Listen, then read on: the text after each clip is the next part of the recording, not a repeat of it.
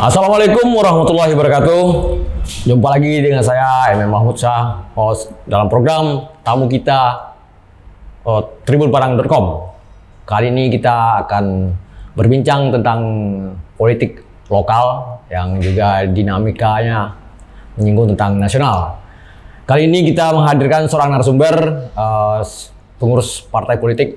Parpolnya adalah parpol baru, parpol anyar, yaitu Bung Erizal selaku sekretaris wilayah Partai Gelora Sumatera Barat. Siap. Silakan siapa Bung? Halo Tribuners, di mana saya berada. Terima kasih Bung Emil telah mengundang di acara ini. Semoga ini pertemuan yang bermanfaat bagi kita semua. Baik Bung, kita ini bincang-bincang agak rileks saja ya.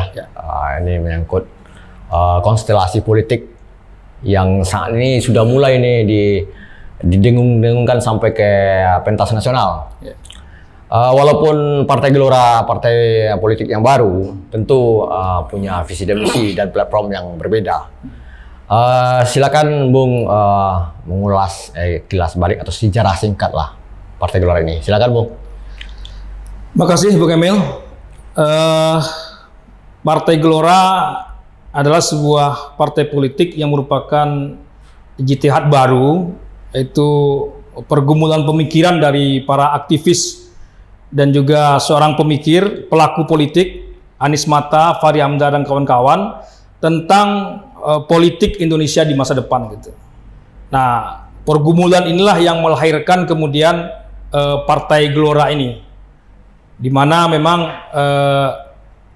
Anies Mata melihat ya harus ada partai politik yang bisa menjadi jalan tengah, yang cita-cita mulianya itu menjadikan Indonesia sebagai 5 besar kekuatan dunia. Singkatnya seperti itu. Baik. Kemudian tentu Partai Gelora punya sasaran ya, target konstituen ya kalau kita sebut dalam istilah politik. Itu kemana saja yang akan disasar? Ya, Partai Gelora kalau kita lihat dari mereka yang masuk bergabung dengan Partai Gelora sampai hari ini hampir 1 juta anggota. Itu kalau kita lihat dari semua anggota itu rata-rata berumur 20 sampai 40 tahun. Artinya memang anggota Partai Gelora hari ini itu banyak dimasuki oleh anak-anak muda. Walaupun kaum yang sudah dewasa itu juga menjadi anggota Partai Gelora. Baik. Di Sumatera Barat tentu banyak yang fanatis ya, tentu dengan partai yang sifatnya yang identitas lah kalau tidak kita sebut agama ya. Kemudian Partai Gelora ini sebenarnya apa yang mau ditonjolkan ya? Keunikannya apa nih? Partai Gelora ini kan secara azas kan memang Pancasila. Sementara Anies Mata, Fahri Hamzah sebelumnya yang berlakang partai berazaskan Islam itu mencoba ke tengah. Artinya bagi Fahri dan kawan-kawan, Anies Mata dan kawan-kawan, perdebatan soal Islam dan Pancasila itu sudah selesai. Islam itu sudah merupakan jalan tengah bagi founding father kita di masa lalu, dan pada masa ini mestinya itu tidak kita lagi persoalkan. Kita langsung kepada bagaimana menjadikan Indonesia ini menjadi kekuatan besar ya, termasuk kekuatan besar di dunia ini. Karena segala potensi dimiliki oleh Indonesia ini. SDM, SDA, kita aja penduduk itu nomor 4 terbesar ya di dunia. Betul. Jadi kita memiliki sumber daya alam, sumber manusia yang layak sebetulnya.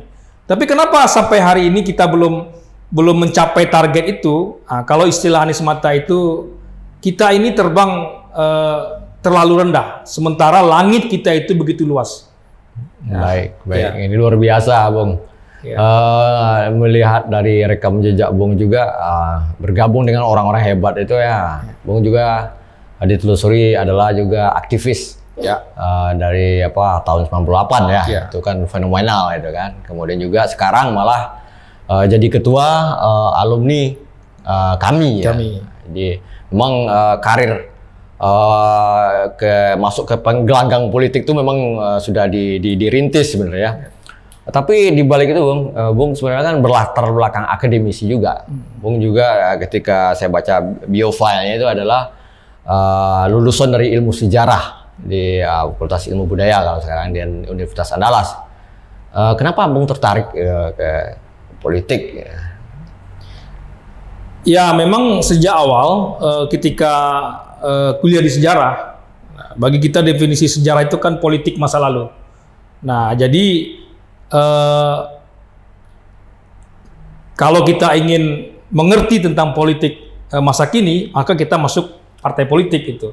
Jadi kita sejak mahasiswa itu tidak asing ya dengan politik ini, apalagi politik praktis ya. Apalagi skripsi saya itu tentang pemikiran politik Kunto Wijoyo tentang Islam dan negara di Indonesia. Jadi sejak mahasiswa saya sudah menggeluti pemikiran-pemikiran politik, dan setelah pasca mahasiswa mencoba aktif ya di partai politik sampai sekarang. Baik, berarti Bung juga sudah sedikit banyak ya mengecap asam garam lah. Mungkin tentu dalam politik tentu ada target-target ya, khusus untuk partai Gelora wilayah Sumatera Barat ini. Nanti dalam kontestasi dalam pemilihan umum itu untuk DPRD Sumatera Barat berapa targetnya? Kursi ya? Ya, untuk target kursi di Sumatera Barat kita tidak muluk-muluk ya, karena kalau masih berpatokan dengan dapil yang kemarin, yaitu untuk tingkat Sumatera Barat itu ada 8 dapil.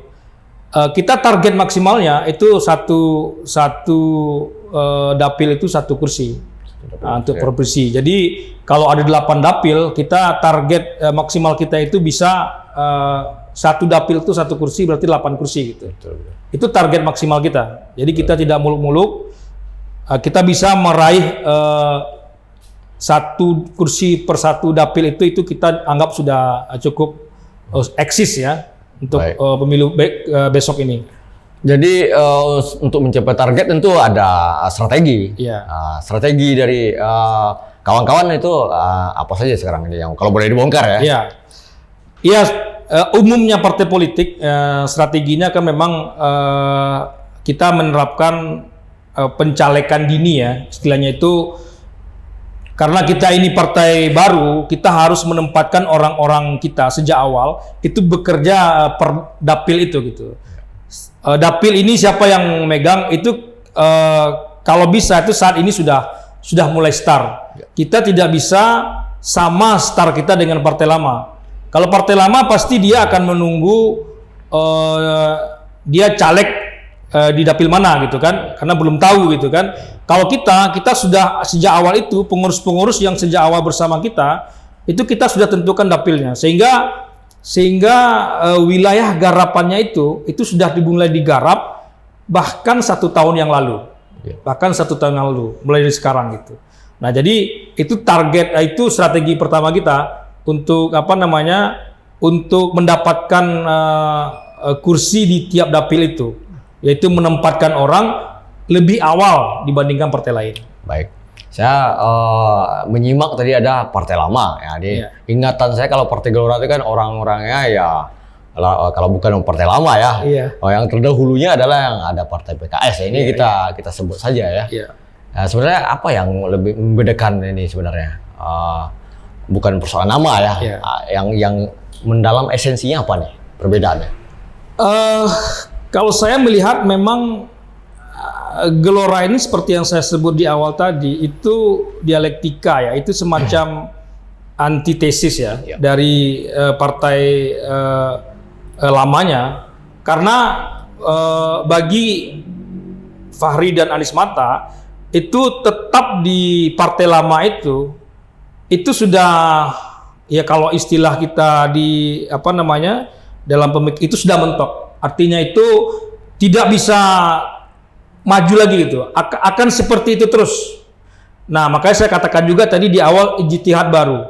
Jadi seorang Fahri yang masih muda dan Anies Mata yang juga masih muda, seorang pemikir, dia nggak mau main aman. Dia melakukan ijtihad baru dengan melahirkan Partai Gelora dengan harapan ini partai masa depan akan bisa lebih dari partainya yang dahulu. Walaupun tentu tidak bisa kita serta merta nanti 2024 itu Gelora akan lebih besar. Ya kalau itu bisa lebih besar itu alhamdulillah. Tapi ini kan partai baru. Sementara partai lama itu sudah puluhan tahun ya bergerak. Tapi kita akan melakukan akselerasi ya agar ini menjadi partai masa depan. Kalau kita tetap di partai lama dalam pikiran itu tidak akan sudah mentok, bahasanya itu sudah mentok, akan seperti itu terus. Baik. Dan kalau dia main aman ya seperti itu terus, ya dia akan mengisi masa-masa tuanya ya dengan seperti itu, tidak lagi ya tantangan, tidak ada lagi perjuangan yang lebih keras gitu kan. Baik. Nah itu. Ya, ini kalau Bung bicara sepertinya sangat berapi-api ya. Coba kita relax minum dulu lah. Ya, biar agak energinya bertambah.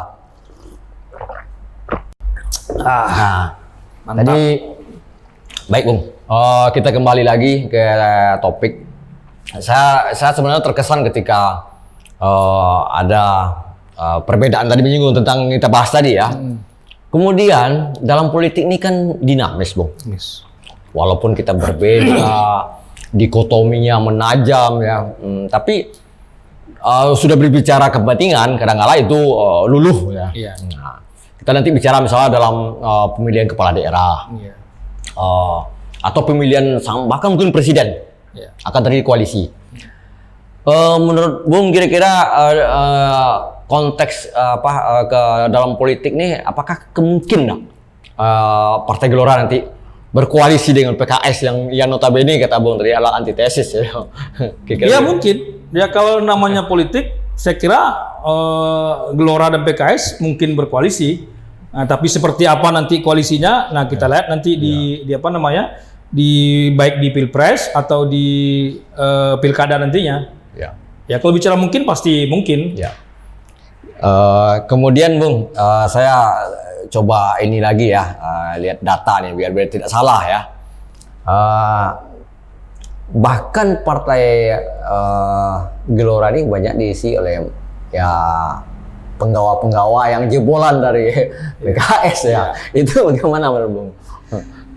Iya, kalau kita sekarang Gelora ini kan sudah memasuki usia ke-3 tahun karena berdiri tahun 2019. Awal-awal memang tidak bisa kita pungkiri, kita istilahkan pelopor ya. Pelopor dari berdirinya Partai Gelora ini banyak memang teman-teman dari PKS ya. Walaupun sejak awal juga banyak juga ada juga yang bergabung, dia itu tidak berlatar belakang PKS. Contohnya sebagai pendiri kalau di pusat itu ada Deddy Mizwar ya. Yang awalnya itu kan dia dari Demokrat gitu. Jadi tidak murni juga semuanya PKS, tapi memang tidak bisa kita pungkiri, termasuk di Sumatera Barat, itu pelopor dari berdirinya Partai Gelora itu memang dari PKS. Tapi setelah usia 3 tahun, usia 3 tahun, orang-orang yang dahulu di PKS itu sekarang sudah menjadi minoritas. Jadi orang-orang yang bergabung ke Gelora itu tidak lagi orang-orang yang dari PKS, tapi orang-orang yang sudah membaca tentang pikiran-pikiran Anies Mata, mendengar pikiran-pikiran Fahri, dan dia satu visi, dan dia bergabung. Walaupun dahulu latar belakangnya dari bukan partai politik, dia juga masih muda misalnya, belum punya partai, sudah masuk ke Gelora, atau memang orang dari partai yang lain ya. Itu banyak dan sekarang termasuk di Sumatera Barat orang-orang yang dahulu menjadi pelopor dari berdirinya Partai Gelora di Sumbar itu sudah minoritas karena diisi oleh orang-orang baru yang memiliki latar belakang yang berbeda. Begitu, Bung? Baik. Kalau partai politik baru tentu ada figur ya, mesti yang ada sosok yang mau ditampilkan, mau dijual dalam tanda petik ya. Partai Gelora sendiri sebenarnya memfigurkan atau memenikan siapa? Ya untuk lokal mungkin bisa Bung sebut misalnya si A atau tokohnya, terlepas dari pengurus ya. Iya. Bisa Bung beberkan di sini. Iya, kalau figur, kalau untuk tingkat nasional itu tetap Fahri, Anies Mata, yang Deddy Mizwar, ada juga Miing Bagito juga bergabung ya. Nah, ini tokoh-tokoh termasuk sekjen kita, Mahfuz Siddiq, itu menjadi tokoh-tokoh di sentral di tingkat nasional. Untuk tingkat lokal itu nama-nama yang kerap kita dengar itu memang belum bergabung ke Partai Gelora. Mungkin kalau ini analisa saya, di Sumatera Barat ini kan orang ingin ingin jelas, karena Partai Gelora ini kan partai baru, belum tentu bisa menjadi peserta pemilu. Dugaan saya tokoh-tokoh Sumatera Barat itu belum mau merapat ke Gelora itu karena belum, kalau istilah mobilnya itu belum dapat SIM lah itu, Bung Emil ya. Artinya masih melihat dari jauh, ini Partai Gelora kira-kira lolos apa tidak gitu untuk verifikasi. Nah, mudah-mudahan setelah tanggal 14 Desember ketika pengumuman bahwa Partai Gelora itu menjadi salah satu peserta pemilu, dugaan saya itu banyak tokoh-tokoh, mungkin juga kita akan aktif merekrut tokoh. Kita pun sebagai pengurus hari ini juga tidak enak hati ya kalau menawarkan tokoh-tokoh untuk bergabung ke partai kita, sementara kita ini saja belum jelas apakah lolos atau tidak. Tapi kalau kita sudah lolos, selain mereka juga akan otomatis tertarik, kita juga akan menawarkan ke mereka. Tapi satu kunci dari yang sering dikatakan oleh Anies Mata, bahwa Partai Gelora itu bukanlah kumpulan bintang-bintang, tapi kumpulan yang menciptakan bintang-bintang. Jadi kita tidak terpaku untuk merekrut tokoh-tokoh populer, tidak. Tapi aktivis-aktivis yang belum populer, ya mungkin seperti saya lah, Bung. Sebetulnya kan saya ini sebenarnya tokoh juga nih, Bung. Ya, sejak 96 saya ini kan sudah jadi penulis ya di harian lokal di Sumatera Barat, Singgalang, Padang Express, Haluan. Sampai sekarang ya. Sampai sekarang Pos Metro.